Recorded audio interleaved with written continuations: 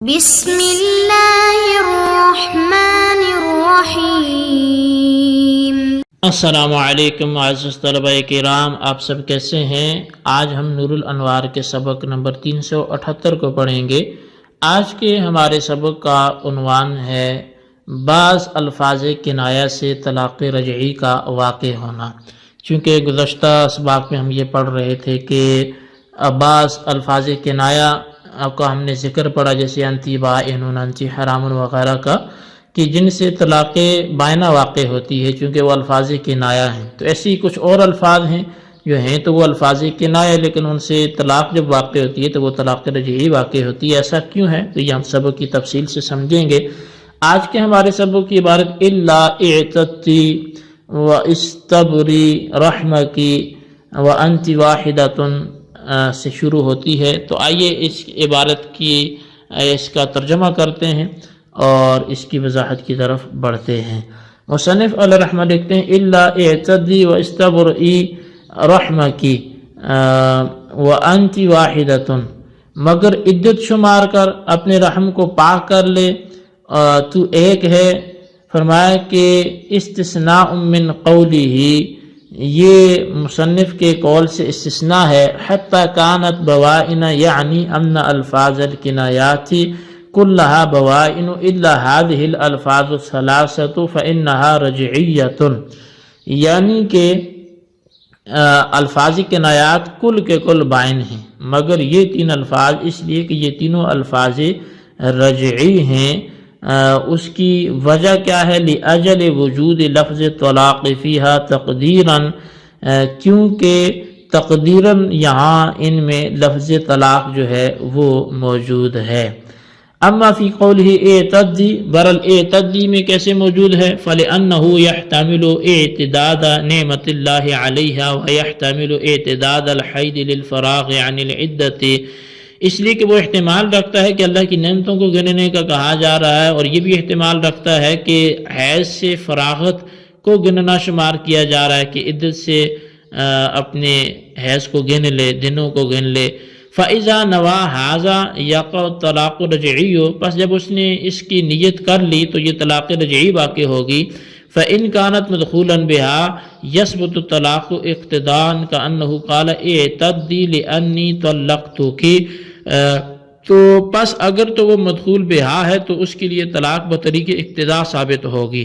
تو گویا کہ اس نے اس سے کہا ہے کہ تو عدت کو شمار کر، اس لیے کہ میں نے تجھے طلاق دے دی ہے۔ او طلقی ثم اعتدی او کونی طالقا ثم اعتدی، یا پھر یہ الفاظ کنایاتاً اقتدار وہاں پہ ہوں گے کہ او طلقی، اپنے آپ کو طلاق دے پھر عدت شمار کر، یا تو طلاق والی ہو گئی ہے پھر عدت شمار کر۔ فیقع طلاق و تجب العدت، پس طلاق بھی واقع ہو جائے گی اور عدت بھی واجب ہو جائے گی۔ وَإِنْ كَانَتْ غَيْرَ مَدْخُولٍ بِهَا، اور اگر وہ عورت غیر مدخولہ بہا ہو تو فحینئذ لا عدت علیہا اصلا، تو اس وقت اس پر عدت واجب نہیں ہوگی۔ فیجب ان یجعل قولہ اعتدی مستعارا عن قولہ کونی طالقا او طلقی، تو پس واجب ہوگا کہ اس کے اس قول اعتدی کو وہ مستعار بنایا جائے اس کے قول کونی طالقا سے، کہ تو طلاق والی ہو جا، او طلقی سے اس کو مستعار بنایا جائے۔ فقد ذکر المسبب و ارید به السبب وهو جائز اذا كان المسبب مختصا بالسبب، پس یہاں ذکر پھر مسبب کا کیا گیا اور مراد سبب لیا گیا، اور یہ جائز ہے جب مسبب اسی سبب کے ساتھ خاص ہو۔ والاعتداد فی الاصل وبالذات مختص بالطلاق، اور اصل میں شمار کرنا اور ذات کے ساتھ مختص، ذات کے ساتھ اس کا طلاق کے ساتھ مختص ہونا، کہتے ہیں والاعتداد فی الاصل وبالذات مختص بالطلاق لانها ما شرعت الا لتعرف براءة الرحم، اور اعتداد بالذات اور بالاصل طلاق کے ساتھ مختص ہے کیونکہ اس کو مشروع نہیں کیا گیا مگر براءت رحم کو معلوم کرنے کے لیے۔ وَأَمَّا فِي الْأَمَةِ إِذَا أُعْتِقَتْ فَإِنَّمَا شُرِعَ عَلَيْهَا الْعِدَّةُ تَشْبِيهًا بِالطَّلَاقِ، وَفِي الْمَوْتِ إِنَّمَا شُرِعَتْ لِأَجَلِ الْحِدَادِ فَلَا يَكُونُ فِي الْوَاقِعِ مِنَ الْعِدَّةِ وَلِذَا شُرِعَتْ بالاشہر دون الحیض۔ اور باندی میں جب وہ آزاد ہو گئی تو اس پر عدت کو مشروع کیا گیا ہے طلاق کے ساتھ تشبیہ دینے کی وجہ سے، اور موت میں اس کی مشروعیت صرف سوگ منانے کی وجہ سے، لہذا یہ واقعی عدت نہ ہوگی، اسی لیے اس کو مہینوں کے ساتھ مشروع کیا گیا نہ کہ حیض کے ساتھ۔ جی طلبہ کرام، یہ تھی ہمارے آج کے سبق کی عبارت، اس کا ترجمہ۔ آئیے اس کی وضاحت کی طرف بڑھتے ہیں۔ یہ بات پہلے گزر چکی کہ الفاظ کنایہ سے طلاق بائن واقع ہوتی ہے سوائے 3 الفاظ کے، چنانچہ 3 الفاظ اعتدی، استبرئی، رحمکی اور ان انتی واحدتن سے طلاق رجعی واقع ہوتی ہے۔ اور ان الفاظ ثلاثہ سے طلاق رجعی واقع ہونے کا سبب یہ ہے کہ ان الفاظ ثلاثہ میں لفظ طلاق تقدیراً موجود ہوتا ہے، اور لفظ طلاق سے چونکہ طلاق رجعی واقع ہوتی ہے، اس لیے ان تینوں الفاظ کے ذریعے بھی طلاق رجعی واقع ہوگی۔ مثال کے طور پہ لفظ اعتدی میں 2 احتمال ہیں، ایک یہ کہ شوہر کہتا ہے اللہ تعالیٰ نے تجھ پر جو انعامات نازل کی تو ان کو شمار کر، اور دوسرا یہ احتمال ہے کہ عدت سے فارغ ہونے کے لیے حیض کی مدت کو شمار کر۔ پس جب شوہر مذکورہ 2 احتمالوں میں سے دوسرے احتمال کی نیت کرے گا، حیض والی کی، عدت والی کی، تو اس سے طلاق رجعی واقع ہوگی، کیونکہ 2 صورتیں ہیں، یا تو وہ عورت مدخول بہا ہوگی یا غیر مدخول بہا ہوگی۔ اگر تو عورت مدخول بہا ہو تو طلاق اقتضاً ثابت ہوگی، اس طور پر کہ شوہر نے عورت کو عدت گزارنے کا حکم دیا اور عدت بغیر طلاق کے واجب نہیں ہوتی، لہٰذا عدت گزارنے کے حکم کو صحیح کرنے کے لیے اس سے پہلے طلاق کا اعتبار کرنا وہ ضروری ہوگا۔ اور تقدیری بات یوں ہوگی کہ شوہر نے کہا ہے اعتدی لانی طلقتک، تو عدت گزار کیونکہ میں نے تجھ کو طلاق دے چکا ہوں، یا طلقی ثم اعتدی کہ تو اپنے آپ کو طلاق دے پھر عدت گزار، یا کونی طالقا ثم اعتدی کہ تو مترکہ ہو جا پھر عدت گزار۔ تو بہرحال تینوں صورتوں میں اعتدی سے پہلے یا بعد میں لفظ طلاق مقدر ہے، اور لفظ طلاق سے طلاق رجعی واقع ہوتی ہے، لہذا اعتدی سے طلاق رجعی واقع ہوگی، اور مدخول بہا عورت پر عدت واجب ہوگی، اور اگر وہ عورت غیر مدخول بہا ہو تو اس وقت اس پر عدت بالکل واجب نہیں ہوگی، اور شوہر کا قول اعتدی اس کے قول کونی طالقا یا طلقی سے مستعار ہوگا، یعنی اعتدی کے لفظ مجازن کونی طالقا یا طلقی کے معنی میں مستعمل ہوگا۔ نہیں یہ بات کہ انتی طالقن اور انتی مطلقتن سے مستعار کیوں نہیں لیا گیا؟ تو اس کا جواب یہ ہے کہ اس صورت میں دونوں کا صیغہ مختلف ہے، یعنی اعتدی امر ہے اور انتی طالقن اور مطلقتن یہ خبر ہے۔ اس اختلاف کی وجہ سے اعتدی کو انتی طالقن اور انتی مطلقتن سے مستعار نہیں لیا گیا، بلکہ کونی طالقن یا طلقی جو امر ہے اس سے مستعار لیے گئے۔ اور یہاں وجہ استعارہ یہ ہے کہ عدت مسبب ہے اور طلاق اس کا سبب ہے، جیسے کہ اللہ تعالیٰ کی قول والمطلقات، تو وہ یتربصن بانفسہن ثلاثۃ قروء سے مفہوم ہوتا ہے۔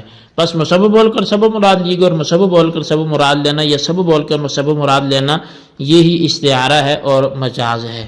تو حاصل یہ بات ثابت ہوئی کہ لفظ اعتدی کو کونی طالقن یا طلقی کے معنی میں مستعار لیا گیا، اور کونی طالقن اور طلقی چونکہ صریح الفاظ ہیں اور صریح لفظ سے طلاق رجعی واقع ہوتی ہے، اس لیے یہاں لفظ اعتدی سے بھی طلاق رجعی واقع ہونی چاہیے، مگر چونکہ غیر مدخول بہا عورت پر عدت واجب نہ ہونے کی وجہ سے جو بھی طلاق واقع ہوتی ہے وہ بائنہ ہی ہوتی ہے، اس لیے یہاں بھی غیر مدخول بہا عورت بائنہ ہو جائے گی۔ یہاں 2 اعتراض ہیں، ایک تو یہ ہے کہ طلاق قبل الدخول وجوب عدت کا سبب ہے، لہذا شارع کا مطلقاً طلاق کو عدت کا سبب قرار دینا کیسے درست ہوگا؟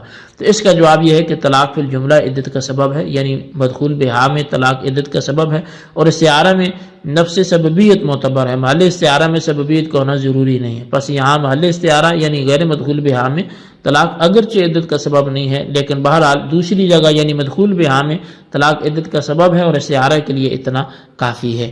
دوسرا اعتراض یہ ہے کہ مسبب کا استعارہ سبب کے لیے یعنی مسبب بول کر سبب مراد لینا جائز نہیں ہے، لہذا یہاں عدت بول کر طلاق مراد لینا کیسے درست ہوگا؟ تو اس کا جواب خود شارع نے دیا کہ مسبب بول کر سبب مراد لینا جائز ہے، بشرط کہ مسبب سبب کے ساتھ خاص ہو، اور یہاں ایسا ہی ہے، اس لیے کہ عدت بالاصل اور بذات طلاق کے ساتھ خاص ہے۔ بذات غیر طلاق میں عدت نہیں پائی جاتی، البتہ طبعاً اور شبہتاً غیر طلاق میں عدت پائی جاتی ہے، اور عدت طلاق کے ساتھ اس لیے خاص ہے کہ عدت کی مشروعیت صرف اس غرض سے ہوتی ہے تاکہ رحم کا پاک ہونا معلوم ہو جائے، وَأَمْنَا فِي الْأَمَةِ سے ایک سوال کا جواب دیا جا رہا ہے، اور وہ سوال یہ کہ کسی کی منکوحہ باندھی جب آزاد ہو جائے تو اس کو خیار عتق حاصل ہوتا ہے، یعنی اس کو اس بات کا اختیار ہوتا ہے کہ وہ اپنے نکاح کو باقی رکھے یا ختم کر دے۔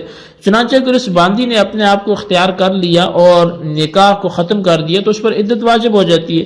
اسی طرح جب شوہر کا انتقال ہو جائے تو اس پر بھی عدت واجب ہو جاتی ہے۔ دیکھیے یہاں بغیر طلاق کی عدت پائی گئی ہے، لہذا سے معلوم ہوا کہ عدت طلاق کے لیے خاص نہیں ہے اور آپ کا وہاں تعلقی کے الفاظ کو نکالنا ضروری نہیں ہے۔ تو اس کا جواب یہ ہے کہ ہم نے یہ بیان کیا ہے کہ عدت بالاصل اور بذات طلاق کے ساتھ خاص ہوتی ہے، طبعاً مشابہتاً غیر طلاق میں بھی عدت پائی جا سکتی ہے۔ چنانچہ معتقہ جو باندھی پر جو عدت واجب کی گئی ہے وہ بالاصل اور بذات واجب نہیں کی ہے، بلکہ خیار عتق کو طلاق کے مشابہ قرار دے کر عدت واجب کی گئی ہے۔